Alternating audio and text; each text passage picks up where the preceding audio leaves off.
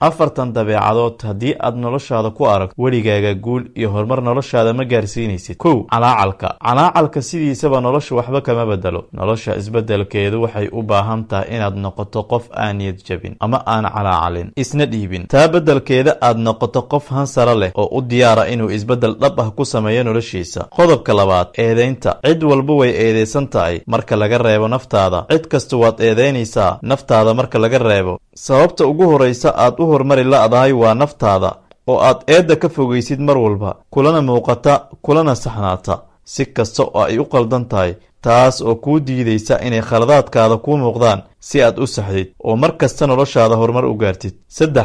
mahadnaq la'aanta. maalintaada 24 saacadood ka kooban oo aadan lahayn waqti kooban oo rabbigaaga nimcooyinka uu ku siiyey aad ku xasuusatid, iyadoo allah uu qur-aankiisa ku leeyahay wadkuruu nicmatallahi calaykum, xasuusta nimcooyinka aan dushiina yeelay. haddaba lahaw waqti gooni ah oo aad rabbigaa ku xustid kuna xasuusatid nimcooyinka tirada badan ee aan la koobi karin ee uu ilaahay dushaada yeelay. qodobka 4. in aad si fudud u raja go'did ama u raja dhigtid, iyadoo rabbigaa kugu dhiirigelinayo qur-aanka in aadan marnaba ka quusan naxariistiisa, ayaa waxaa muhiima in aadan marna niyad jabin. ogow waxaad weyday kuma qornayn, waxa kuu qoranna marna ma waayaysid. noloshaada gabagabadeeda ma joogtide, horay u soco oo rajadaada mar walba noolay. ugu dambayn, haddii muuqaalkan uu ku soo gaaray nasiibna aad u yeelatay, sii gaarsii asxaabtaada kale si ay iyagana uga faa'iidaystaan.